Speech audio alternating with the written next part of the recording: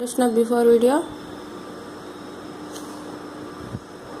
How can we test liquids for good conduction of electricity? Okay, మనం దీని గురించి చెప్పుకున్నాం కదా. అలానే వాట్ లిక్విడ్ కండక్ట్ ఎలక్ట్రిసిటీ, ఏ లిక్విడ్ ఎలక్ట్రిసిటీని కండక్ట్ చేస్తుంది? Water, mercury, gasoline and oil derivatives are portable and acid liquids except vinegar దేన్ని ఎలక్ట్రిసిటీ కండక్ట్ చేస్తారు. అలానే ఎక్స్ అనేది బెటర్ కండక్ట్ దెన్ వై, అంటే యాసిడ్ అనేది బేస్ కన్నా, ఎక్స్ అంటే యాసిడ్, వై అంటే బేస్ కన్నా యాసిడ్ అనేది ఎక్కువగా ఎలక్ట్రిసిటీని కండక్ట్ చేస్తుందని చెప్పి చెప్పుకున్నాను. అలానే why do we use low current for long time to electroplating method లో long plating? Okay, why do we use low current for longer time to electroplating method? electroplating method లో లో కరెంట్ని ఎందుకు ఉపయోగించరు? lower current does not allow the electrolyte to heat up, so that helps to film depositing on the cathode. low current does not allow the electrolyte to heat up, so this helps in the film deposit on the cathode. Okay, negative charge వైపు లో current ఉండడం వల్ల అక్కడ electrolyte అనేది heat అవ్వవు, దానివల్ల అవి decompose అవ్వవు. అంటే హీట్ అయినప్పుడు మాత్రం ఎలక్ట్రిసిటీని కండక్ట్ చేసి అవి టూ కాంపోనెంట్స్గా విడిపోవడం అనేది జరుగుతుంది ఎలక్ట్రోలైట్ సొల్యూషన్లో. కానీ అలా లో కరెంట్ వల్ల జరగదు కాబట్టి మనం ఎలక్ట్రోప్లేటింగ్ మెథడ్లో లో కరెంట్ యూస్ చేయము. అందుకని లో కరెంట్ తీసుకుని అనుకోండి, అది హీట్ చేయలేదు కదా ఎలక్ట్రోలైట్ని, కాబట్టి ఆ ఫిల్మ్ అనేది డిపాజిట్ అవుతుంది అనమాట. క్యాథోడ్లో అంటే నెగిటివ్ టెర్మినల్ అయిపోయిన పదార్థం మీద ఫిల్మ్ అనేది డిపాజిట్ అవ్వలేదు, కాబట్టి లో కరెంట్ని మనం ఎలక్ట్రోప్లేటింగ్ మెథడ్లో ఉపయోగించకూడదు. ఓకే, ఎందుకంటే ఎప్పుడు పాజిటివ్ ఛార్జెస్ వైపు నెగిటివ్ ఛార్జెస్ వైపు మూవ్ అవుతూ ఉంటాయి కదా. సో అందువల్ల మనకి క్యాథోడ్ టెర్మినల్ వైపు ఎలక్ట్రోలైట్లో ఉన్న కాంటెంట్స్ స్ప్లిట్ అవ్వదు, కాబట్టి లో కరెంట్ని మనం ఎలక్ట్రోప్లేటింగ్ మెథడ్లో ఉపయోగించకూడదు. అలాంటి లో కరెంట్ అనేది ఆల్టర్నేటివ్ కరెంట్లో ఉంటుంది, కాబట్టి అది ఆల్టర్నేటివ్ కరెంట్లో ఎలక్ట్రోప్లేటింగ్ మెథడ్లో మనం ఉపయోగించుకోకూడదు. ఎందువల్ల ఆర్టికల్స్ మీద కోటింగ్ అనేది జరగదు కాబట్టి. దీని గురించి కూడా మనం నేను చెప్పుకున్నాం కాబట్టి నార్మల్గా చెప్తున్నాను. Okay, we should never touch the we should never touch the electrical appliances with the wet hands. Electrical appliances ఎందుకు టచ్ చేయకూడదు? ఎందుకంటే ఎలక్ట్రిక్ అప్లయన్సెస్లో వెట్ హ్యాండ్స్ అనేది వాటర్ కాబట్టి, అక్కడ ఎలక్ట్రిక్ కండక్టర్ కాబట్టి అవి ఎక్కువ వోల్టేజ్తో ఎలక్ట్రిక్ అప్లయన్సెస్ వర్క్ చేసినప్పుడు దాని నుంచి మనకి షాక్ కొట్టే ప్రమాదం ఉంది, కాబట్టి ఎలక్ట్రికల్ అప్లయన్స్ని మనం ఎప్పుడు వెట్ హ్యాండ్స్తో టచ్ చేయకూడదు. అంటే next one, copper conducts electricity through the electrons, various solution conduct electricity through ions. Do you agree? Okay, ఇక్కడ నుంచి మనం చెప్పలేదు అనుకుంటా క్వశ్చన్కి కంట్రిబ్యూషన్. అంటే copper conducts electricity through electrons and various it's solution conducts the electricity through ions. Do you agree? Yes. Electric current flow through the movement of electrons does not involve in the transformation of any matter. So, whereas it is solution electric current flow by movement of ions, and it involves transfers of matter in the form of ions. Okay. Electric conductive అనేది electrons గుండా కాపర్లో జరుగుతుంటుంది కదా, అదే సొల్యూషన్లో కనుక ఉన్నట్లయితే electricity అనేది ఏ విధంగా pass అవుతుంది అయాన్స్ గుండా అని చెప్పి, అయాన్స్ గుండా అదే సొల్యూషన్ లోపల ఉంటే అయాన్స్ గుండా ఫామ్ అవుతుంది కదా, దానికి అగ్రీ చేస్తారా అని అన్నమాట. కాపర్ అనేది ఎలక్ట్రాన్స్ ఉన్న బట్టే అది కాపర్ని ఎలక్ట్రిసిటీ కండక్ట్ చేస్తుంది, ఎందుకంటే ఎలక్ట్రాన్స్ కరెంట్ని చేంజ్ చేసి మూవబుల్ ఎలక్ట్రాన్స్గా మారినప్పుడు, అది హీట్ అయ్యి మూవబుల్ ఎలక్ట్రాన్స్గా మారినప్పుడు మాత్రం అక్కడ ఎలక్ట్రిసిటీ అనేది పాస్ అవడం జరుగుతుంది. అదే సొల్యూషన్లో ఉన్నప్పుడు అయాన్స్గా ఉన్నా కూడా అది ఎలక్ట్రిసిటీని కండక్ట్ చేస్తూ ఉంటుంది. ఓకే, కాబట్టి ఆ సొల్యూషన్లో ఉన్నప్పుడు కూడా దాని నుంచి ఎలక్ట్రిసిటీ అనేది పాస్ అవుతుంటుంది. So yes, electric current flow by movement of electrons, it does not involve in the transfer of a matter. Electricity flow అవ్వడం అనేది ఆ పదార్థంలో ఉండే ఎలక్ట్రాన్స్ మీద ఆధారపడి ఉంటుంది, కానీ ఆ పదార్థం మీద ఆధారపడి ఉండదు. So various the solution of electric current flow by movement of ions and it involve in the transformation matter in the form of ions. కాబట్టి ఎలక్ట్రిసిటీ పాస్ అవడం అనేది ఆ సొల్యూషన్లో అయాన్స్ మీద ఆధారపడి ఉంటుంది, కాబట్టి అవి ఒక మ్యాటర్, అది ఆ మ్యాటర్లో ఎలక్ట్రిసిటీ అనేది అయాన్స్ గుండా ఫామ్ అవడం అనేది జరుగుతూ ఉంటుంది అన్నమాట. Okay, So whereas the solution of electric current flow by movement of ions and it involves the transfer of matter in the form of ions. Okay. Next అలానే copper conducts electricity through electrons. Okay, ఇది ఇప్పుడే చెప్పుకున్నాం కదా. Next CFL compact fluorescent light bulbs are more big problem. అంటే మనకి దీని గురించి కూడా చెప్పుకున్నాం కదా. కాంపాక్ట్ ఫ్లోరోసెంట్ బల్బ్స్ వరకు disposing process a big problem and they are efficient. By ఎందుకంటే కాంపాక్ట్ ఫ్లోరోసెంట్ లైట్ బల్బ్స్ని మనం డిస్పోజ్ చేయడానికి మనం చాలా భయపడుతున్నాం. ఎందుకు అంటే దాంట్లో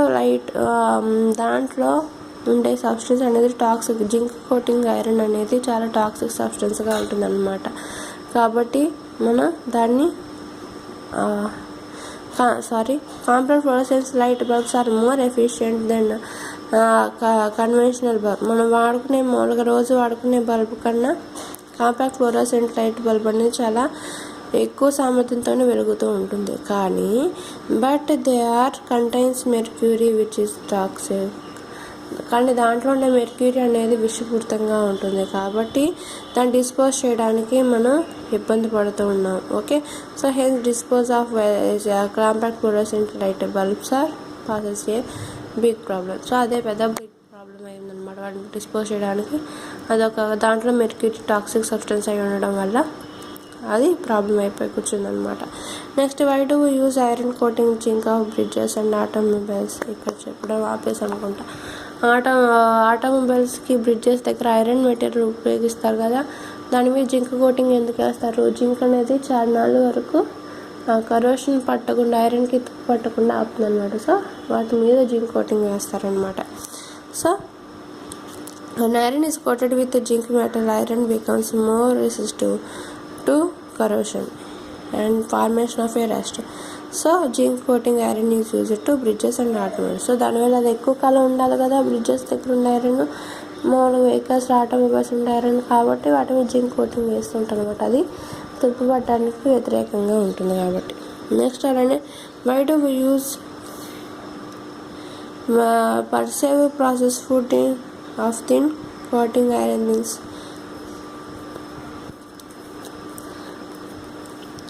మనకి మనం తినే థింగ్స్కి ఎందుకు వాటి మీద థిన్ కోటింగ్ వేస్తారు? ఎందుకంటే మనం ఏదైనా ఫుడ్ పెట్టామనుకోండి, గ్లాస్ కానీ చిన్న బౌల్ కానీ స్టీల్తో ఉంది అనుకోండి, అది స్టీల్ అనేది ఐరన్తో సమ్ మదర్ మెటల్స్తో తయారవుతూ ఉంటుంది. అదే మనకి ఏమైతే ఫుడ్ పెట్టాము, వేడివేడి ఫుడ్, ఆ పదార్థంలో ఉన్న కొన్ని లక్షణాలు, గుణాలు అనేవి ఆ ఫుడ్లోకి ట్రాన్స్ఫర్ అవటం జరుగుతుంది అనమాట వేడివేడి ఫుడ్ వల్ల. సో దానివల్ల మనకి ఐరన్ తినడం మంచిది కాదు కాబట్టి దానికి థిన్ కోటింగ్, తగరపు కోటింగ్ అనేది వేస్తూ ఉంటాం మనం తినే పదార్థానికి. Okay, so it less react అంతే. And tin is less reactive to the food than iron. Iron కన్నా థిన్ అనేది కొంచెం తక్కువగా ఫుడ్కి రియాక్ట్ అవుతుంది కాబట్టి, so that can made by the electroplating method తినే. సో దానివల్ల ఐరన్ కన్నా థిన్ అనేది ఫుడ్తో తొందరగా తక్కువగా రియాక్ట్ అవుతుంది కాబట్టి ఎలక్ట్రోప్లేటింగ్ మెథడ్లో ఐరన్ మెటల్ మీద థిన్ కోటింగ్ వేయడం అనేది జరుగుతూ ఉంటుంది అనమాట. Next, electrician doing electrical works by the raining Rama suggested him don't do that at just time raining time. Do you appreciate her? Electrician అనేది రైనింగ్ సీజన్లో రైన్ పడుతున్నప్పుడు, వర్షం పడుతున్నప్పుడు ఎలక్ట్రిక్ వర్క్ చేస్తున్నారు అనమాట. అయితే రామ్ అనే పర్సన్ ఆయనకి రైనింగ్ పడుతున్నప్పుడు, వర్షం పడుతున్నప్పుడు ఎలక్ట్రిక్ వర్క్ చేయొద్దని చెప్పి సజెషన్ ఇచ్చారు. మనం ఆయన అగ్రీ చేస్తామా? ఎస్, అగ్రీ చేస్తాం. కాబట్టి అప్రిషియేట్ చేయాలి తప్పదు. ఎందుకంటే రైనింగ్ సీజన్లో వర్షం పడుతున్నప్పుడు వాటర్ అనేది ఎలక్ట్రిసిటీని కండక్ట్ చేసి అబ్బాయి కూడా షాక్ కొట్టే ప్రమాదం ఉంది. కాబట్టి ఎలక్ట్రీషియన్కి రైనింగ్ సీజన్లో రైన్ పడుతున్నప్పుడు మనం వర్క్ చేయకూడదు. So I appreciate Rama because the rain water is allows the passes current through it and electrician May shock. Okay, next 2 marks questions. Answer the following questions each in 3 to 4 sentence. ఇప్పుడు ఇందాక 1 or 2 sentence ఉన్నాం కదా, ఇప్పుడు 3 to 4 సెంటెన్స్లో మనం answer చేయాలి. Okay, what is not okay. Next, why the is water containing some salt is a good conductor of electricity, whereas distil water is not. ఎందుకు మనం తీసుకున్న వాటర్లో కొంచెం సాల్ట్స్ ఉన్నాయి కాబట్టి ఆ గుడ్ కండక్టర్ ఆఫ్ ఎలక్ట్రిసిటీగా ఉంది. డిస్టిల్ వాటర్ ఎందుకు లేదు? What is in it's pure state is bad conductor of electricity. So distilled water is a bad in the form of a pure water, so it is free of salts, minerals, acids, etc. So poor conductor of electricity. వాటర్లో కనుక ఎలాంటి pure minerals salts లేకపోతే అది pure ఫామ్లో ఉన్నట్టు కదా. So ఆ pure water అనేది దాంట్లో ఎలాంటి సాల్ట్స్ మినరల్స్ లేకపోవడం వల్ల, దాంట్లో మూవబుల్ ఎలక్ట్రాన్స్ లేకపోవడం వల్ల ఎలక్ట్రిసిటీ అనేది పాస్ చేయలేదు. కాబట్టి ప్యూర్ వాటర్ అంటే ఇక్కడ డిస్టిల్ వాటర్ కాబట్టి అది ప్యూర్ ఫామ్లో ఉంది కాబట్టి దాంట్లో ఎలాంటి సాల్ట్స్ మినరల్స్ లేవు కాబట్టి డిస్టిల్ వాటర్ అనేది బ్యాడ్ కండక్టర్ ఆఫ్ ఎలక్ట్రిసిటీ అని అవుతుంది. But the water we get from the source such as taps, tubes, wells, hand pumps and ponds contain the some salts and minerals dissolved in it. అదే కనుక వాటర్ని మామూలుగా కొన్ని చెరువుల దగ్గర, నదుల దగ్గర, కొలం దగ్గర, ట్యాప్స్ దగ్గర మనం తీసుకున్నట్లయితే వాటిలో సాల్ట్స్ మినరల్స్ కలిసి ఉంటాయి. ఎందుకంటే అవి ప్రకృతిబద్ధంగా మనకి లభించినాయి కాబట్టి. ప్యూర్ వాటర్ డిస్టిల్ వాటర్ని మనం తయారు చేస్తాం కాబట్టి దాంట్లో మినరల్స్ని సాల్ట్ని సపరేట్ చేసి మనం డిస్టిల్ వాటర్ని తయారు చేస్తాం. అది నార్మల్గా లభించే ప్రకృతి పరంగా లభించే వాటర్ అనేది సాల్ట్స్ని మినరల్స్ని కలిసి ఉంటుంది కాబట్టి అది వాటర్ అనేది గుడ్ ఎలక్ట్రిసిటీ కండక్ట్ చేస్తుంది కాబట్టి such water is a good conductor of electricity. Okay,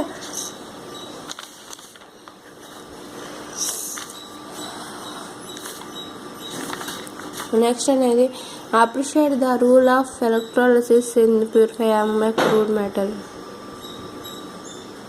మా గారు ఇక్కడ పూలు పెట్టాను టేబుల్ మీద తీసుకోండి. Excuse me. Appreciate the role of electrolysis in purification of crude metals. Crude metals purify చేయడానికి మనం ఎలక్ట్రాలిసిస్ ప్రాసెస్ని ఏ విధంగా ఉపయోగిస్తాం? మెషినరీ ప్రాసెస్లో క్రూడ్ మెటల్స్ ఉంటాయి. అవి హార్ష్గా ఉండి రఫ్ అయిపోయి రస్టింగ్ పట్టిపోయి ఉంటాయి అనమాట, తుప్పు పట్టిపోయి ఉంటాయి. సో అలాంటి మెటల్ని స్మూత్ అండ్ షైనీగా చేసి అవి మళ్ళీ చక్కగా స్మూత్గా మిషనరీ పార్ట్స్ వర్కౌట్ చేయడానికి మనం ఏం చేస్తామంటే ఎలక్ట్రాలిసిస్ ప్రాసెస్ని ఉపయోగించుకుంటాం. ఎలక్ట్రాలిసిస్ ప్రాసెస్లో ఏం జరుగుతుంది? మన ఎలక్ట్రోలైట్ అనేది ఎలక్ట్రిసిటీని కండక్ట్ చేసి అది 2 సబ్స్టెన్స్గా స్ప్లిట్ అయ్యి అది మనకి ఎలక్ట్రోప్లేటింగ్ మెథడ్ ద్వారా ఒక దాని నుంచి ఇంకో కాథోడ్ వైపు ఉన్న సబ్స్టెన్స్ మీదకి పాజిటివ్ సైడ్ ఉన్న యానోడ్ సబ్స్టెన్స్ని కోటింగ్ వేయటం అనేది జరుగుతూ ఉంటుంది అనమాట. సో దానివల్ల మనకి ఏంటి ఎలక్ట్రోప్లేటింగ్ వాళ్ళ మీద ఒక కావాల్సిన మెటల్ ఏదైతే ఉందో దాని మీద ఏదైతే రస్ట్కి రఫ్ సర్ఫేస్కి అగైనెస్ట్గా ఉండేటట్టు ఎలాంటి సబ్స్టెన్స్ ఉంటాయి. ఫర్ ఎగ్జాంపుల్ నికెల్ అని, జింక్ అని, క్రోమియం అని, టిన్ అని. సో ఇలాంటి సబ్స్టెన్స్ని మనం పాజిటివ్ ఎండ్లో ఉంచి నెగిటివ్ ఎండ్ యానోడ్ సైడ్ ఉంచి ఎలక్ట్రాలిసిస్ ప్రాసెస్ పాస్ చేసి దాన్ని నెగిటివ్ టెర్మినల్ వైపు ఉన్న క్యాథోడ్ వైపు ఉన్న సబ్స్టెన్స్ మీద కోటింగ్ వేయడం అనేది జరుగుతూ ఉంటుందన్నమాట. సో దానివల్ల ఆ మెటల్ అనేది ఏమవుతుందంటే ప్యూరిఫై అయ్యి చక్కగా మళ్ళీ మిషనరీ పార్ట్స్ మళ్ళీ ఫ్రీగా ఈజీగా రన్ అవడం అనేది జరుగుతుంటుంది అనమాట. So in the purification of crude or impure metals we use the electroplating method. It is in this impure metal is made by the anode. A sample of a pure metal can be cathode. మనకు కావాల్సిన metal నేమో cathode వైపు ఉంచి ఏదైతే మనకి okay the metal is made in anode and a sample of a pure metal is a cathode. The solution of a source of metals in electrolyte process. When current is passed, the anode of a pure metal goes into the solution and only in the pure metallic ions are deposited on the surface of a cathode. Cathode side మనకి ఏం చేస్తాం, మనకు కావాల్సిన crude మెటల్ని పెట్టి positive and anode వైపు ఏమో మనకి ఆ కోటింగ్ వేసే మెటల్ పెడతాను అనమాట. సో ఎలక్ట్రాలిసిస్ ప్రాసెస్లో ఎలక్ట్రిసిటీ పాస్ అయిన తర్వాత ప్యూర్ మెటల్ యానోడ్ వైపు ఉన్న ప్యూర్ మెటల్ అంటే పాజిటివ్ ఛార్జ్ వైపు ఉన్న ప్యూర్ మెటల్ కనుక వెళ్ళి ఎక్కడ డిపాజిట్ అవుతుంది? Surface of A cathode metal. Cathode వైపు ఏ మెటల్ ఉందో ఆ మెటల్ సర్ఫేస్ అంటే క్రూడ్ మెటల్ని క్యాథోడ్ వైపు పాజిటివ్ నెగిటివ్ ఎండ్లో పెడతాం కదా అటువైపు డిపాజిట్ అవటం జరుగుతుంది అనమాట. So this purification of A copper up to 99.99% can be done in this method. కాబట్టి కాపర్ కోటింగ్ కాపర్ని మనం ప్యూరిఫై చేయడానికి ఎలక్ట్రోప్లేటింగ్ మెథడ్ వల్ల మనం 99.99% వరకు మనం దాన్ని ప్యూరిఫై చేయొచ్చు అనమాట. So this purification of A copper up to 99.99% can be done in this method. So noble metals like gold, silver, etc. can be obtained by the electrolysis in this pure form. So ఈ విధంగా మనం కాపర్ని 99% వరకు మనం వేరే దాని మీద deposit చేయగలం. Okay, అలానే సిల్వర్ని, గోల్డ్ని కూడా ఎలక్ట్రోప్లేటింగ్ మెథడ్ వల్లే మనం ఇక్కడ చేసాం కదా. కాపర్ని దాదాపు 99.99% వరకు మనం ఎలక్ట్రోప్లేటింగ్ మెథడ్ వల్ల అదర్ మెటల్ మీద మనం కోటింగ్ వేయగలం అనమాట. అలానే సిల్వర్ని, గోల్డ్ని కూడా మనం ఈ ప్రాసెస్లో మనం కోటింగ్ వేయడం అనేది జరుగుతూ ఉంటుంది. ఓకే, నెక్స్ట్ అలానే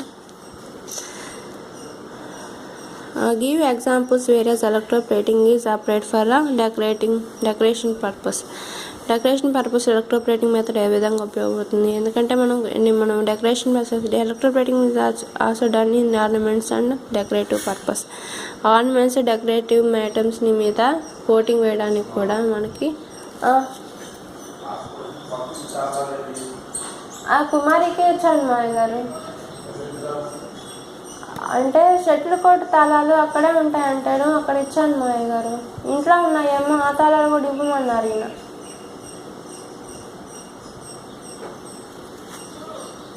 Excuse me, sorry for the disturbance. Next, electroplating method also done in the ornaments and decorative purpose. Okay, articles మీద కోటింగ్ వేయడానికి ఎలక్ట్రోప్లేటింగ్ మెథడ్ యూస్ చేస్తాము. డెకరేటివ్ మెటీరియల్స్ మీద కోటింగ్ వేయడానికి కూడా ఎలక్ట్రోప్లేటింగ్ మెథడ్ యూస్ చేస్తాము. For examples our articles made of copper, German. Excuse me please.